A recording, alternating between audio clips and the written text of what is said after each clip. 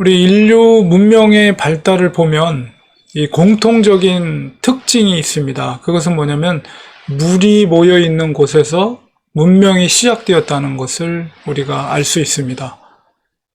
황하 문명 하면 양쯔강이 흐르고 있고요. 그 다음에 메소포타미아 문명 하면 유프라데스, 티그리스 강, 그리고 이집트 문명, 그러면 나일강, 이렇게 모두 물이 풍부한 지역에서 이 강줄기를 중심으로 해서 문명이 발달한 것을 보게 됩니다.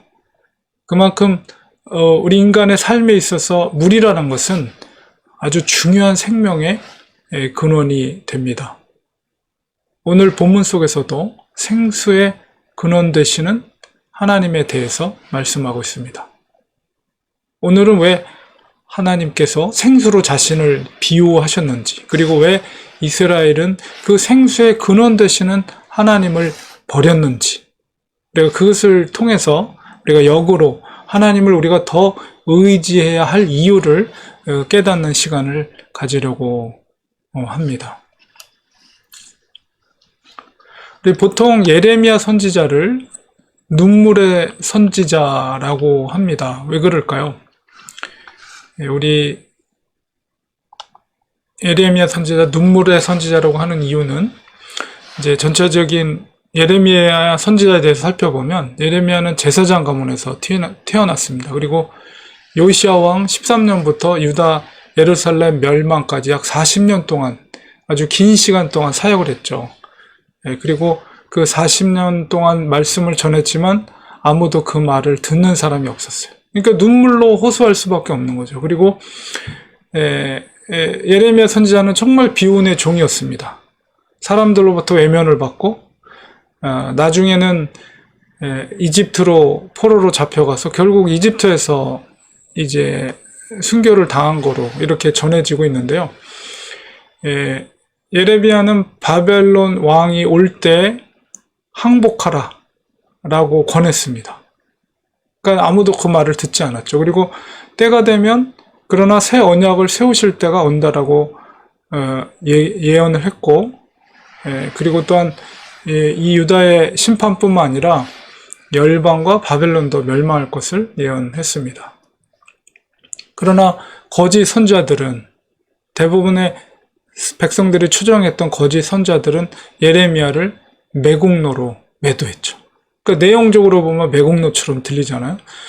그러니까 정말 핍박을 받았던 선지자가 예레미야 선지자였습니다. 그리고 이제 이 예레미야서는 구전의 메시지를 비서였던 바룩이 기록한 것으로 이렇게 전해집니다.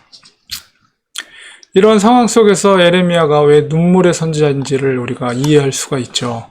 그 시대적인 배경 속에서 그에게 맡겨진 하나님의 메시지는 나라가 멸망하고 또 포로 생활을 해야 되는 슬픈 메시지.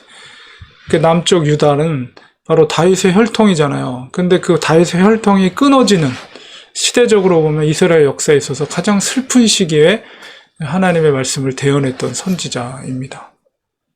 그래서 예레미야 선지자의 핵심적인 메시지는 이스라엘을 향한 하나님의 진노와 심판에 대해서 선포했고, 그 다음에 포로 생활, 포로로 잡혀가는 자들에게 권면과 격려의 메시지도 있었고, 그러나 최종적으로는 의로운 가지, 새로운 언약을 통한 메시아의 예언을 알려주고 있습니다. 그러니까는 다윗의 혈통이 꺼져가는 그 상황 속에서 그런 소망의 메시지도 결국은 전하고 있는데요. 예레미야의 전체적인 구성을 보면 다른 선지서나 역사책에 비해서 예레미야서의 특징은 연대기 순으로 되어 있지 않습니다. 그러니까 우리가 예레미야서를 전체 읽어나갈 때 이게 순서상으로 기록됐겠구나 이렇게 이해하시면은 제대로 이해할 수가 없고요. 이거는 이제 순서적이보다는 이제 예언에 따라서 이렇게 종류별로 기록이 되어 있는데, 1장에서는 예레미야의 소명이 기록되어 있고 2장에서 20장까지는 연대 표시가 없어요. 그러니까 언제 예언된 건지 표시가 되어 있지 않는데 이스라엘을 향한 10가지 예언이 기록되어 있고요. 21장에 39장에는 연대 표시가 되어 있습니다.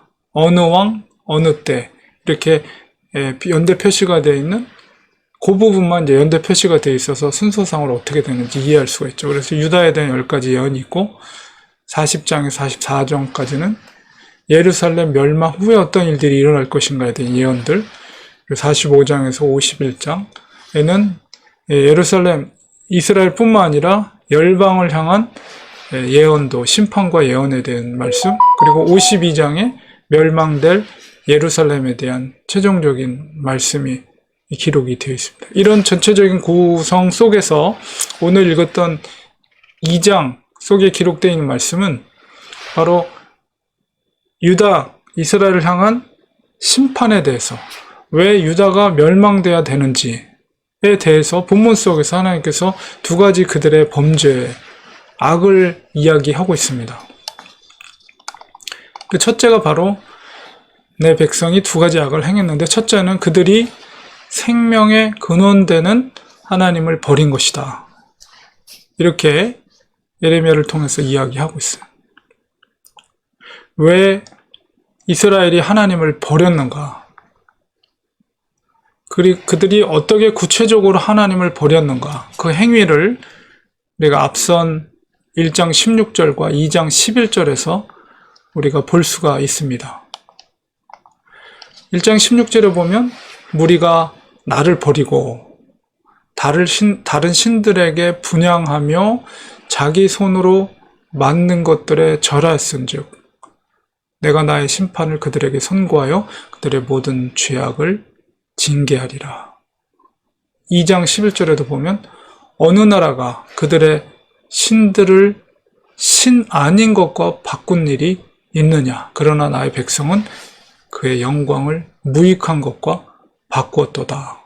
구체적으로 그들이 하나님을 어떻게 버렸는가에 대한 행위를 볼 때 이스라엘이 섬기는 신, 하나님과 그것을 스위치했다는 거예요. 자기가 손으로 만든 것들, 자기 손으로 만들었다는 것은 우상을 상징하죠. 우상에게 절한다는 것입니다. 왜 이렇게 이스라엘은 그들의 조상들이 섬기던 하나님을 버리고 손으로 만든 우상을 섬기게 된 것일까요? 그 당시에 우상이라고 한다면 바알신을 의미합니다. 그들이 하나님을 버리고 바알을 섬기게 된 데는 몇 가지 이유가 있습니다. 바알은 이 바알신은 도덕과 율법을 요구하는 신이 아닙니다. 공의롭지도 않습니다. 왜냐하면 바알은 무조건 그 바알의 기분만 좋게 해주면 복을 받을 수가 있어요.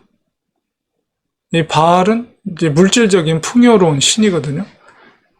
그래서 바알을 그들이 선택한 가장 중요한 이유는 쉽게 이 땅에서 복을 받을 수 있는 길을 그들이 선택한 것이죠.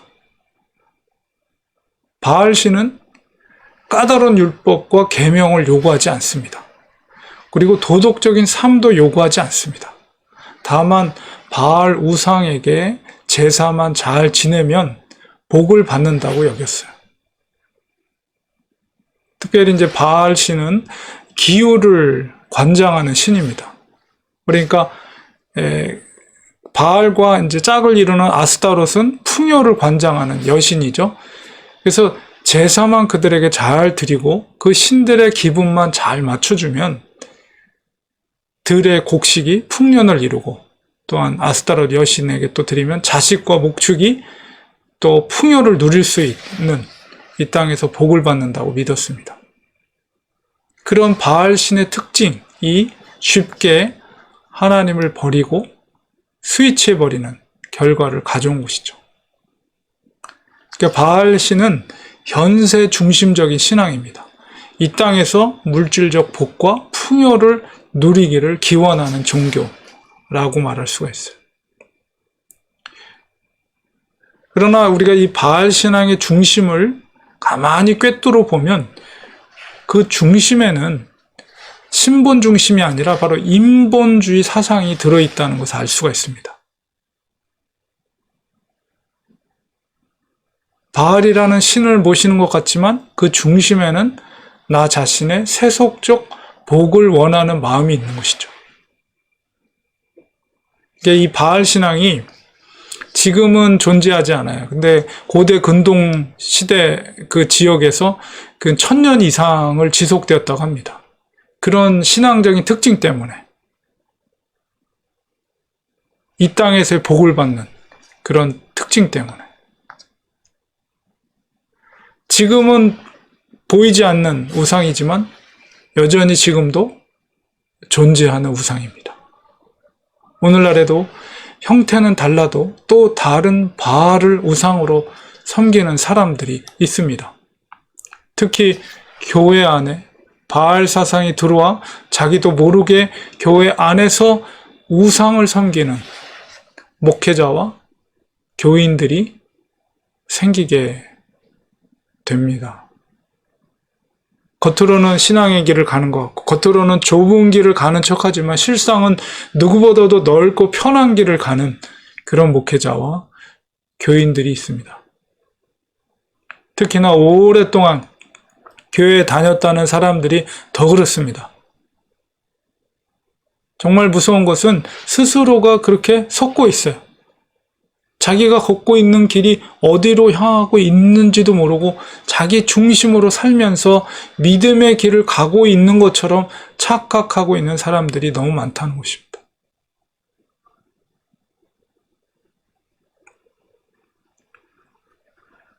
예레미야가 고난과 눈물의 선지자였던 이유는 당시의 정치에 영향을 주던 그런 선지자들이 거짓 선지자였기 때문입니다.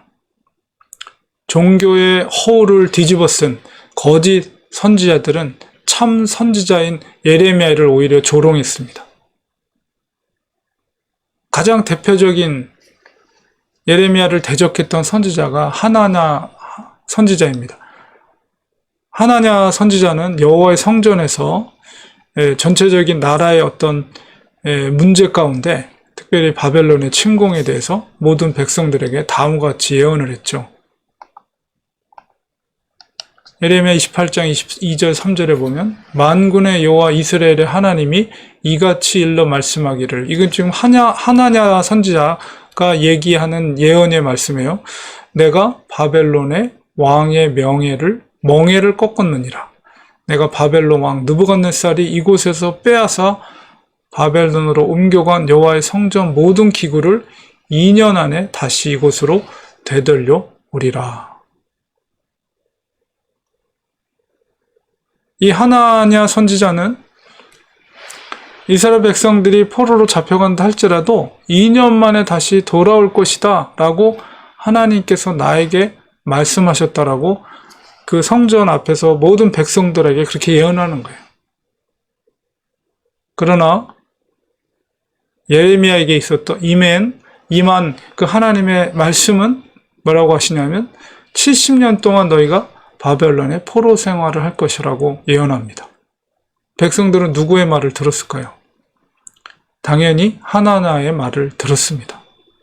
자, 그렇게 본다면 지금 하나냐가 만군의 여호와의 이름으로 말씀했다는, 그가 들었다는 하나님의 말씀은 도대체 어디로부터 온 것일까요?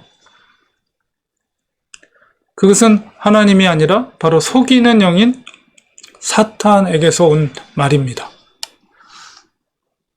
그가 전한 말은 마치 하나님의 계시로 아주 담대하게 말하고 있지만 그것은 듣는 자가 원하는 말을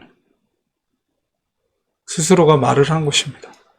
많은 사람들은 듣기 좋아하는 말만 듣습니다.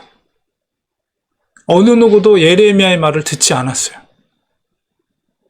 하나님의 말씀을 듣지 않고 거짓 선지자들의 말을 들었던 백성들의 그 비참함을 한번 생각해 보시기 바랍니다. 고생하더라도 2년이면 돌아오겠지. 그러나 자기가 듣고자 했던 말만 들었을 때 그들의 고통은 배가 되어 돌아옵니다.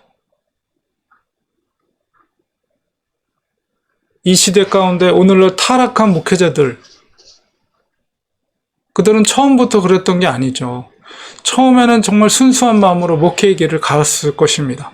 주님께서 가라시면 어디든 가겠습니다. 순수한 소명과 사명감을 가지고 시작을 했을 것입니다. 그러나 어느 정도 교회가 안정된 자리에 서게 되면 세상과 타협하기 시작합니다. 더 사람들로부터 인정받기 위해 하나님의 말씀이 아니라 사람들이 듣기 좋은 말을 전하기 시작합니다. 교회를 숫자로 평가하고 스스로 그 숫자에 목을 매기 시작합니다.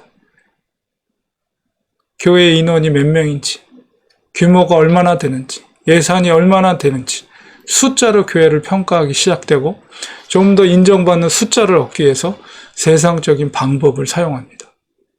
더욱 존중받는 자리로 올라갑니다. 그리고 그 자리에 앉게 되면 제왕적인 목회자로 교인들을 다스립니다.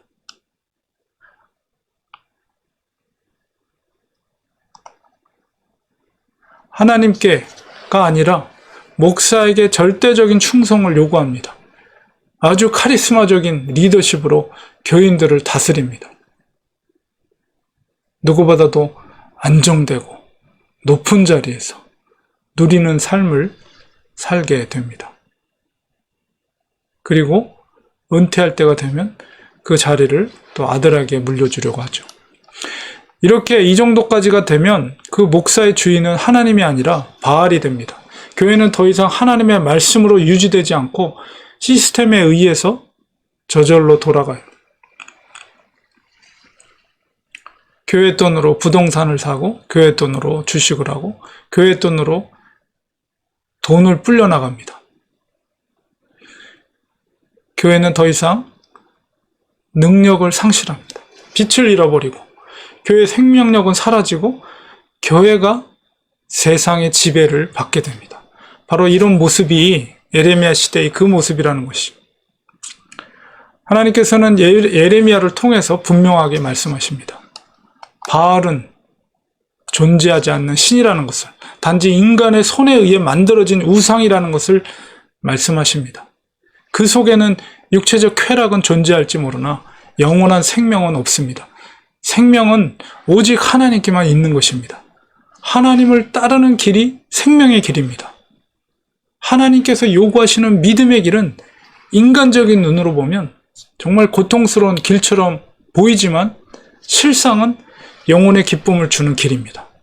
생명으로 가는 길에는 반드시 하나님의 보상이 있습니다. 그것은 바로 성령께서 주시는 기쁨입니다.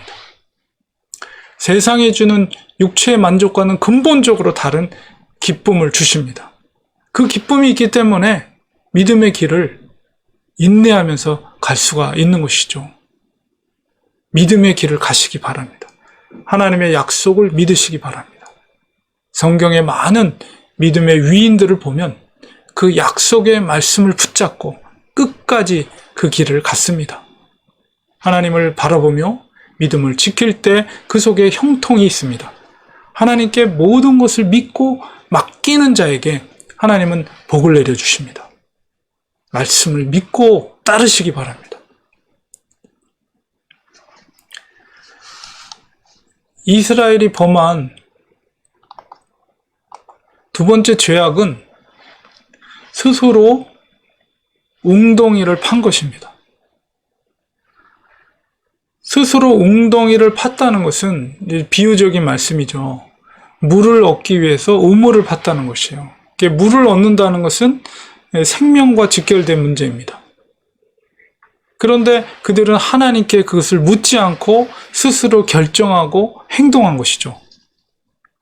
그들에게 이렇게 행동한 중심에는 인생의 주인이 자기라는 교만함이 있는 것입니다. 자기들의 경험과 판단과 어떤 정치력을 통해서 그것을 살 수 있다, 살 수 있는 길을 찾을 수 있다라고 생각하는 것입니다. 하나님의 존재를 인정하지 않는 교만함이 그들의 마음에 있는 것입니다. 하나님께서 예레미야를 통해서 계시한 말씀을 왕이나 신하들은 거부했습니다. 하나님의 말씀은 순순히 바벨론에게 항복하라고 하였지만, 그러나 마지막 왕이었던 시드기야 왕은 이집트의 군사력을 이용하여 바벨론에게 대항하려고 했습니다. 자기가 스스로 물을 판 거예요. 그들의 노력이 헛된 것임을 이어지는 말씀 속에서 우리가 깨달을 수가 있습니다. 그것은 바로 그 물을 가두지 못할 터진 웅덩이라는 거예요. 그들이 아무리 수고를 해서 땅을 팔아도 그것은 이미 터진 웅덩이이기 때문에 물이 고일 수가 없는 거예요. 물이 다 빠져나가는 거예요. 깨진 독에 물을 붓는 거나 마찬가지. 아무리 그들이 우물을 파도 그 물은 터진 웅덩이, 결코 물을 얻을 수 없는 헛된 일이라는 거예요. 시드기야 왕이 이집트의 군사력을 이용해서 바벨론을 이기려고 했지만 오히려 그것이 역으로 그에게 독이 돼서 그 자식들이 다 그 앞에서 눈앞에서 죽음을 당하게 되고 자기도 눈이 뽑힌 채 끌려가게 되는 비참한 그런 모습을 우리가 보게 됩니다. 우리의 고집과 생각대로 인생을 살려고 하는 것은 정말 헛된 일입니다. 우리는 하나님께 구해야 합니다. 이 시드기야 왕과 같은 행태와 대비되는 사람이 있습니다. 바로 다윗 왕입니다. 다윗 왕은 아무리 사소한 일이라도 하나님께 물었습니다. 사무엘상 11장 1절에서 20절에 보면 시글락에서 아멜렉 족속에게 재산과 가족을 다 빼앗기고 그들이 슬픔 가운데 있을 때 그가 했던 것은 에봇을 찾고 제사장을 찾고 그에게 하나님의 뜻을 구한 것이었습니다. 하나님께서는 다윗의 그 구하는 것을 들으셨죠. 반드시 되찾게 해줄 것을 약속하셨고 그들을 쫓아갈 것을 명령하십니다.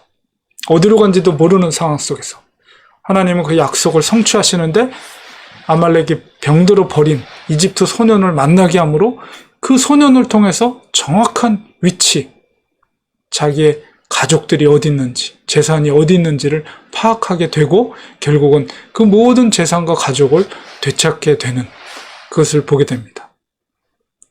다윗은 어디를 가든지 어떤 전쟁 가운데서도 승리를 거뒀습니다. 여호수아도 마찬가지. 어딜 가든 전쟁에서 승리를 거뒀습니다. 다윗의 신앙은 무엇입니까? 전쟁은 칼과 창에 있는 것이 아니라 바로 여호와께 있음을 알고 믿었다는 것이죠. 우리 인생도 이와 같이 하나님께 맡겨야 합니다. 우리의 힘으로 되어지는 것이 아닙니다. 하나님께서 도와주셔야 합니다.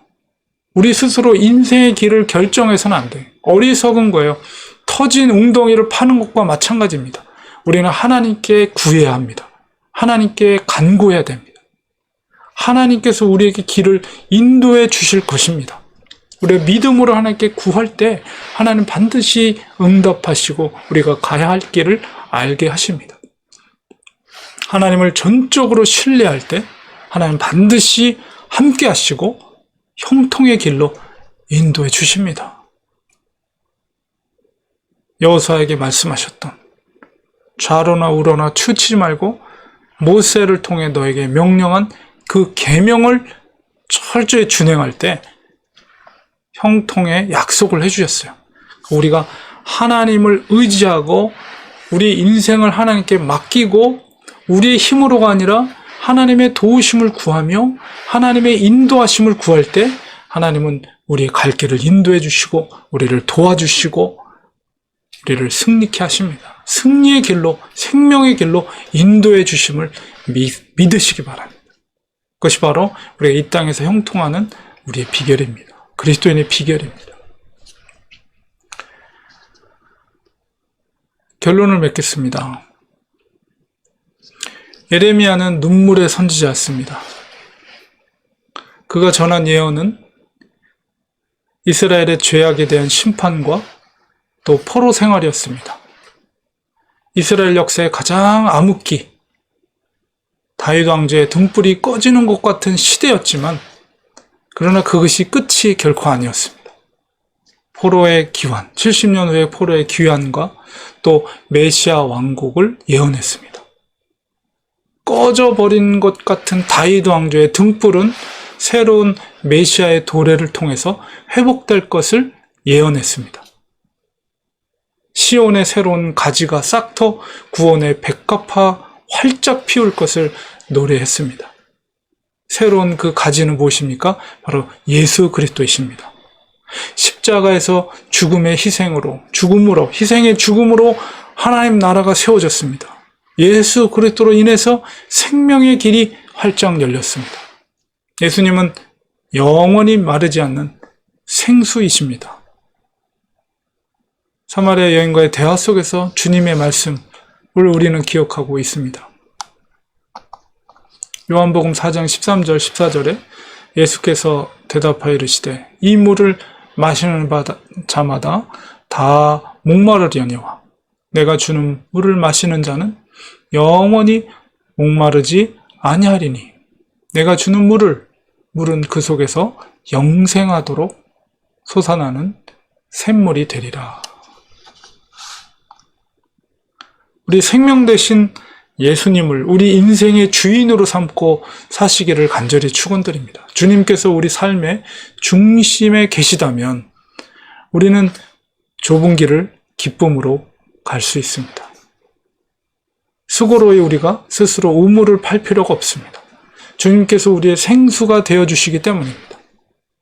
주님은 지금 바로 이 시간 우리와 함께 하심을 믿으시기 바랍니다. 우리 주님께 인생을 맡기시기 바랍니다. 주님은 반드시 우리를 영생의 길로, 생명의 길로 인도해 주실 것입니다. 믿음의 길을 끝까지 변질되지 않고 걷게 하실 것입니다. 주님과 함께하는 그 삶 속에서 우리 생수의 그 기쁨을 충만하게 누리시기를 간절히 축원드립니다. 기도하겠습니다.